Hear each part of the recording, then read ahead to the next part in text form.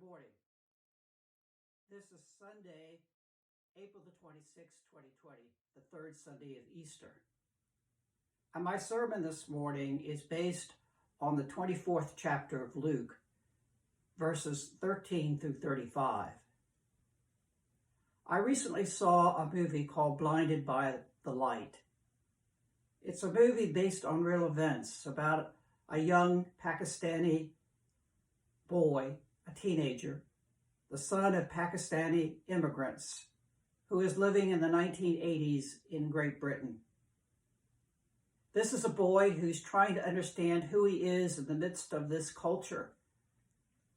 His mother and father want him to be a Pakistani who happens to be living in Britain. He wants to be totally British. And so a conflict ensues in their household about who he is and who he is to become. And one of his friends introduced him to the rock star, Bruce Springsteen. And Bruce Springsteen's music encourages him to search for his dreams, to begin to understand who he is in the midst of this culture. And this music gives him the courage to grow and to strive after the dreams that he thinks is so important for himself. And in his striving to follow his own dream, he and his father are at odds all the time. And finally, their disagreement breaks out into a full-fledged war.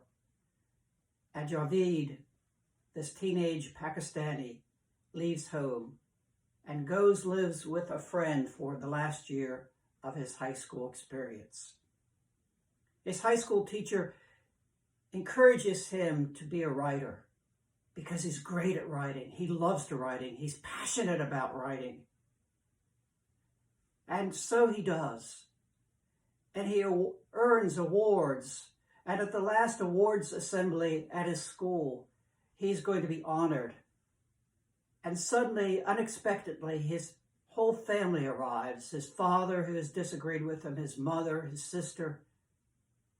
And as he is about to address the whole assembly with the essay that he had written, he sees his family and he throws the essay away and he begins to speak from his heart. And the song that inspired him so much was Blinded by the Light. And he always felt that that song meant that he was supposed to go forward with his dreams no matter what. And seeing his parents come into that assembly area, he realized that he was the one who was truly blind. Blind to his parents' love, blind to their nurture.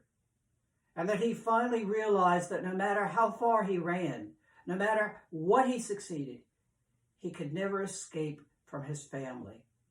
They were part of him, and he was part of them, and he loved them, and he needed them. His blindness was lifted. He could truly see again.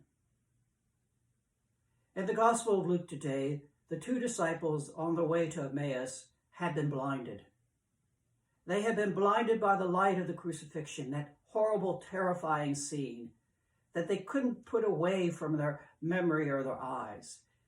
Even if they had not witnessed every moment, they knew what a cruel, awful death this was. And all they could think about was their Lord, their Rabbi, being crucified on that cross.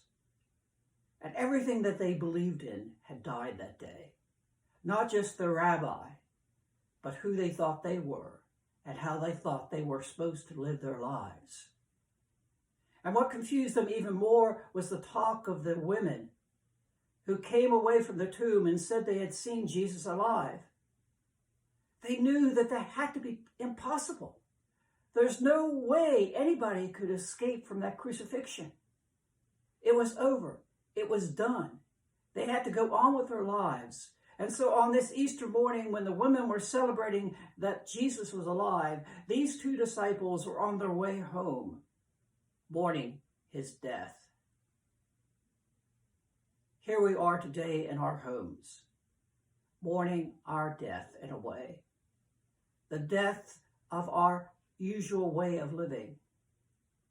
We're isolated from one another. We can't reach out and touch one another. We're supposed to keep our social distances.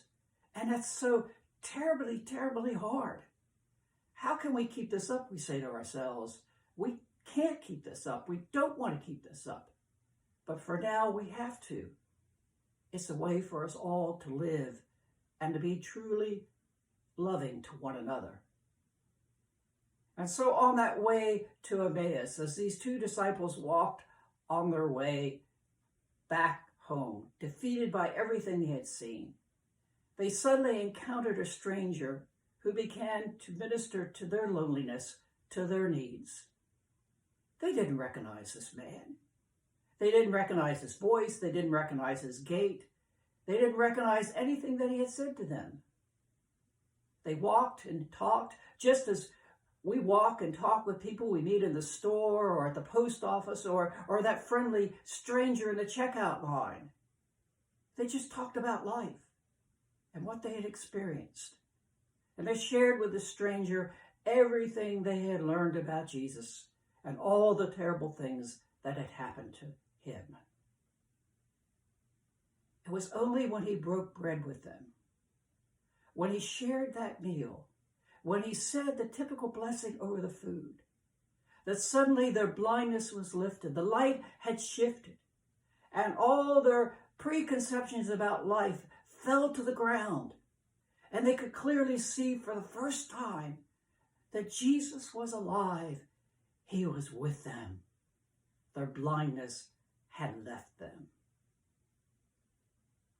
I once was told many, many years ago now that it's not the answers in life that is so important, but the questions are.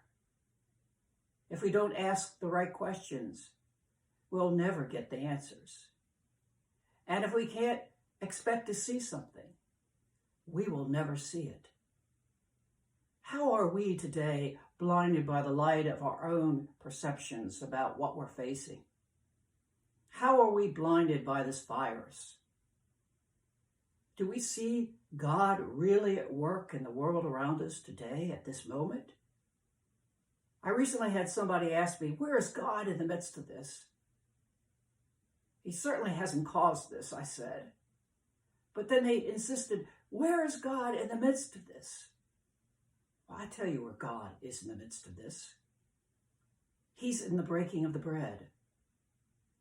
And by this, I don't mean the breaking of the bread at our altar table. I mean the breaking of the bread in everyday common life. You see, this extraordinary God of ours acts in very ordinary ways. Just think about it.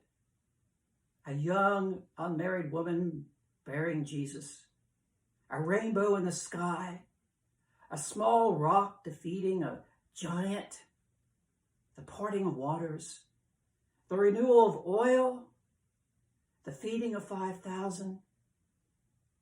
God is a spectacular God who loves to tease us in ordinary ways, not tease us in a bad way, but to show us that he is so mighty, he is so important, he's so great, he's so immense that he doesn't have to show off. He comes to us in the very ordinary ways that you and I can see and appreciate. So where is God right now in this moment? He's in that phone call that a friend shares with you. It's the letter that we receive in the mail. It's that email saying that someone loves you. It's that Facebook notice that comes and gives you a smile. It's the sharing of who we are and what we are and our faith that's so important now.